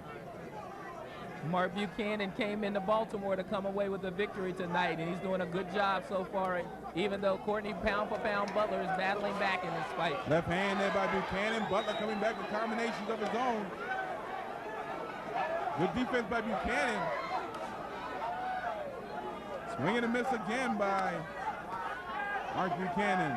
Final 10 seconds of the fourth round, and what has been a whale of a contest in the light heavyweight division here on Boxing Spotlight. Stay with us. We have more from Martins West in a moment.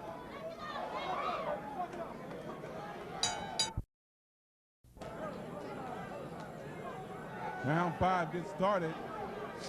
In just a second, referee Larry Barrett asking Charles Mooney to get the water away. And we start round 5. Scheduled for 10 here on Boxing Spotlight. I'm Gary Williams on Charles James in the fight Dr. Jerome Spears. Mark Buchanan scored 2 knockdowns in the first round on Courtney Butler. Since then, it's been like this the entire fight. What you're seeing right now. Well, we've seen Courtney Butler in those 2 wars against Santiago de Paula, and of course he had the great fight with a number of other fighters that he's been in there with, and now yet again he's in there with a very tough fight. He's had some tough ones, and he's always been able to rise to the occasion, so it's be interesting to see how this one turns out. I think one of the things that's really made the difference in the career of Courtney Butler is he does have that explosive punching power, but up to this point, Buchanan has been able to answer every barrage that Courtney has thrown. Right now, I had this fight dead even. First minute, round 5, scheduled for 10.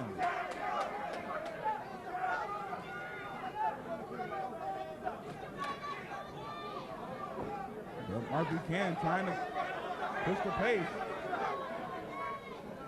I think one of the keys for Buchanan, even though he's done well as of late, he may not want to stay on the ropes that long against Courtney Butler and have Butler tee off on him. Great combination by Mark Buchanan. Down goes Butler again. And that's the first time I think that I've ever seen the fighter that put the other fighter down get off the canvas behind the fighter that he put down. Courtney Butler got to his feet really quick. It was a tribute to his conditioning and his heart because he got nailed. Vicious combination by Mark Buchanan, the 3rd knockdown of the fight for Buchanan. And now Courtney Butler's trying to go back and dig to the well one more time. We've seen him do it numerous times in his career. It's going to be interesting to see if he can come back one more time. And that's the question. How long can Courtney Butler keep digging to the well before the well runs dry? Buchanan has shown a good compact punching style to put Butler down. If anybody questions the heart of Courtney Butler, they can take that idea out of their heads because he's got nailed numerous occasions in this fight, and he's still pressing the attack. Final minute, round 5. And I think he's got Buchanan in a little bit of trouble here. These guys are just going back and forth. Tremendous fight. This is unbelievable. Pure and simple. We thought it couldn't get any better than the Butler de Paula wars that we saw at Martin's Crosswinds, but giving away Butler's come back after being knocked down 3 times. And Buchanan just got a right hand from Courtney Butler right on the button, and none the worse for wear. I can't understand what's keeping these guys up. It's just wills. Final second, round 5. Buchanan almost nailing Butler again. 3 knockdowns for Butler to come back from against Mark Buchanan. Stay with us. This is round 6, scheduled for 10. Courtney Butler came in with a record of 11 wins, 1 loss, 1 draw. Mark Buchanan, by our record, 17-5, 13 KOs to his credit. And you can see the power displayed as he's knocked down Butler 3 times in this bout, twice in the first and once in the 5th. If there's anybody that just joined us in this contest, you'd be well advised to stay close to your TV sets because this one has really been a war. Buchanan has had the favorite Courtney pound-for-pound Butler down 3 times in this match. And believe it or not, ladies and gentlemen, this is still a very close fight due to the great punching power in the other rounds by Courtney Butler. Butler the two fighters in the black trunks, gold lettering. Buchanan in the all black trunks, he's the shorter of the 2. And Buchanan hides his chin very well. Courtney's trying to get a right hand in there, and Buchanan is tucking his chin behind his shoulder very well, keeping that right hand, making it a very difficult shot to land. And there you saw the power of Courtney Butler as he backed Buchanan up with the jab and set him up for a right hand that just missed. In the first minute of the 6th round, scheduled for 10. One of the first 10 rounders, actually the second 10 rounder we've seen Butler in. And I had mentioned earlier it was going to be interesting to see whether or not the differential in height would work to either fighter's advantage or disadvantage. And it seems so far, Buchanan, being the smaller fighter, he's been able to loop and dip and work underneath and come over the top with these looping right hands to get Courtney Butler in some trouble here. So he's using his height to his advantage at this point in his style, his boxing style. And Jerome, that's another reason for the good defensive structure that you've seen from Buchanan. He hides his chin, and fighting a taller fighter like Butler, it means that Butler has to punch down at him at a chin that's partially hidden by the shoulder. So good defensive skills by Buchanan in this fight. Combination and right hand by Buchanan as we're under a minute to go in the 6th round. Buchanan just threw a pretty effective uppercut on the inside, and that's one shot that Courtney Butler uses quite effectively, and it might be a shot that he needs to employ to soften up and get Buchanan back in position to get back into that right hand. For the first time in this fight, the referee has to break these two for holding. For the most part, it's just been non-stop punches. And inside by Butler, and that's out of the right hand. Left hand by Buchanan, Butler takes a straight back. And Buchanan knocked the mouthpiece of Courtney Butler out with a counter punch on the ropes. And it's amazing, these guys are still standing after the action that you just saw. You could multiply that by 6, and that's what's happened throughout this entire fight. Final seconds of the 6th round. This one gets curiouser and curiouser, as Alex Wonderland would say. Round 7 starts here on Boxing Spotlight. Coming tonight from Martins West in Woodlawn, Maryland. Gary Williams on Charles James, and the fight out of Jerome Spears. It's been a wild one here in this light heavyweight division. One of the things I've seen Mr. Alvin Anderson and Mr.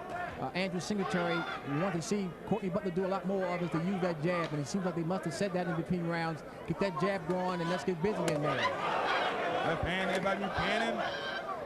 He almost caught Butler coming in with the right hand. And you can see that even as Courtney Butler uses his jab, Buchanan has a very slick way of getting inside and landing his power shots right on the end. Very good game plan for Buchanan coming into this fight. He's worked it almost to perfection.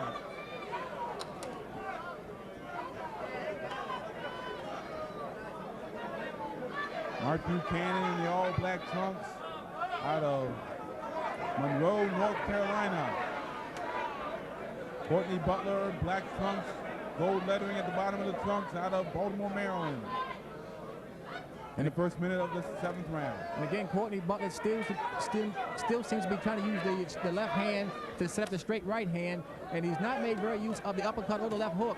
And then just as I speak, he tries to throw one, but I think he needs to vary his arsenal some more. Well, Jerome, that's a very good point. Courtney Butler has fought a lot of this fight on the inside. We know that he has a good uppercut from watching him in other fights. That will be a very good punch for him to use, especially if he gets inside as Buchanan has done now. Butler can land that uppercut. They both guys are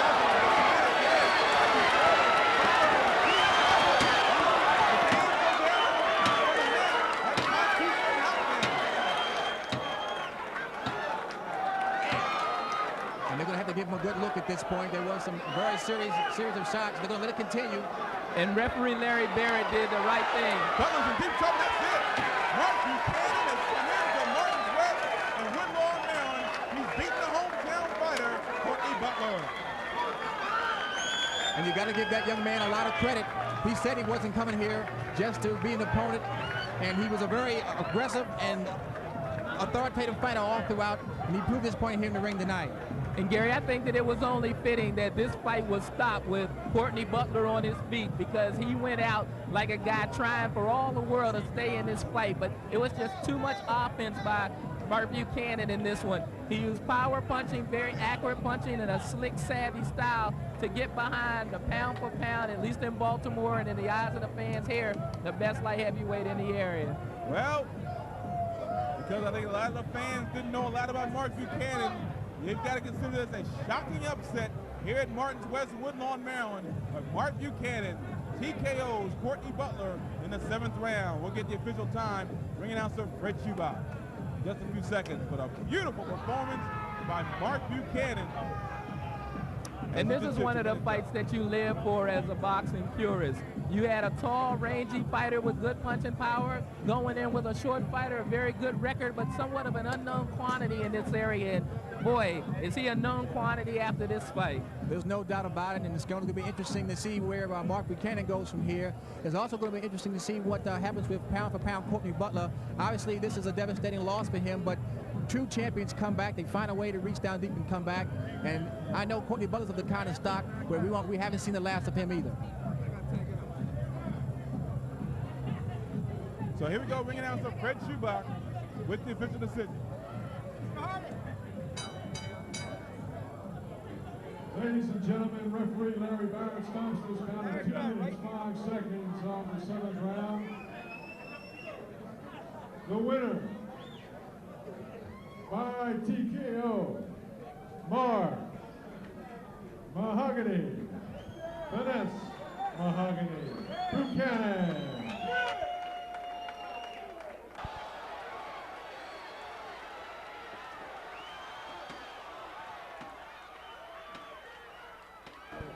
We're back here on Boxing Spotlight here from Martins West, Woodlawn, Maryland. Crowd filing out here, but a great performance they saw from this man right here, Finesse Mahogany, Mark Buchanan. And Mark, first of all, what did you see in Courtney Butler's game that they allowed you to be able to connect with so many devastating punches? Well, first of all, I'd like to thank God for this victory and leading me through this training and all of that. And my trainer right here, Charles Mooney, the silver medalist in 1976. You know Charles Mooney very well. Yeah. Well, I saw that, I looked at the film for the first time today, and I saw that really I was expecting to hit him with the overhand right and knock him out, which I know I caught him with some, but the left hook was just working, so I just kept on going with that. You know, I saw that he'd throw punches and he'd be off balance, bring his right hand down. So I knew the left hook would work. All I had to do was just keep winding it up. Did you see, coming into his own hometown, do you have any nervousness coming into Baltimore, place where he's been? I had none, because I'm confident every time I go out. I train, but I know well I didn't really get out there and do all the road work that I should have done. But I did enough, and I'm the victor. You're an all-Navy champions. Ironically, you got an all-Army man here as your trainer, Sergeant Charles Mooney. Come on in. Charles, this guy threw a lot of devastating punches. What did you work for in the game plan tonight? Again, I like to praise God, and I like to thank the manager for making this thing possible. He ran his Mr. Harry Barnett, made this thing cook, and my assistant coach over there, we worked in harmony together. First, we had a reunion in the bedroom. We went way back, but the object was to stay on the inside. We know the guy that was a slinger with his left hook and right hand. We decided to deal with the left hook by the head, and that's what dropped in the first round. And then the right hand was the first round, wasn't it? And then the left hook came later on. We knew he was going to get winded, and on the inside, I knew he was going to do the right thing, by the head with that left hook. Then delivered the left hook on time, and there he went. Christopher Dudley, let me get you in real quickly, co-trainer, doing a tremendous job again. Just tremendous job walking into Baltimore and taking care of business here tonight for Mark Buchanan. That's what it's all about, taking care of business. We came out here to take care of business. This is his 9 to 5 right here. We took care of the business. I want to add that his defense also aided him in this victory, because Courtney Butler, excuse me if I mess up his name, but he slipped and moved magnificently, and he was hard to hit. And I'm sure some of those winging punches that Courtney Butler missed him with took quite a bit of win from Courtney. He's a good fighter. That's right. He beat an excellent fighter. Taking nothing from it. Mr. Barnett, like you were saying, he's a very good fighter. He beat a good fighter. I mentioned Cleveland Bird, you've seen a lot of great bouts in your career. You ever seen anything that great in before? Very devastating, but what it is a bout that was filled in from a championship fight that Courtney Butler supposed to fought my fighter, Fabian Garcia, who is the Maryland State light heavyweight champion. And something came about with that situation, so therefore we say we put a good fill in. So we got our Charles Mooney and talked to my man here, my good brother here, Harry Barnett. He said he had someone down there to come in and give Courtney Butler a good little go. So we got my man out of retirement here, Buck Buchanan, and he came up here and upset him. Simple as that. Congratulations to you, Finesse Mahogany, Mark Buchanan. Look forward to seeing you again here on Boxing Spotlight. Mark Buchanan upsetting Courtney Pound Butler here on Boxing Spotlight. Stay with us.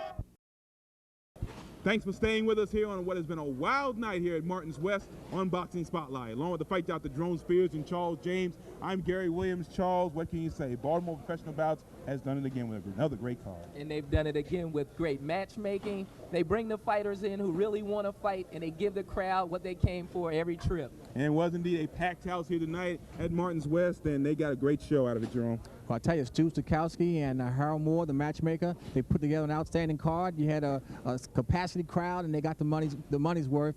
It was a type of fight that I'm looking forward to coming back to again. They always do exciting fights here at Martin's West. Thanks again to Stu Stokowski, the promoter, and Harold Moore, the matchmaker, and the staff of Baltimore Professional Bouts Incorporated. We also thank the staff at Martin's West and the staff of the Maryland State Athletic Commission for their support. For the fight Dr. Jerome Spears and Charles James and the rest of our Boxing Spotlight crew, I'm Gary Williams saying so long from Woodlawn, Maryland. We'll see you again on another edition of Boxing Spotlight. So long, everybody.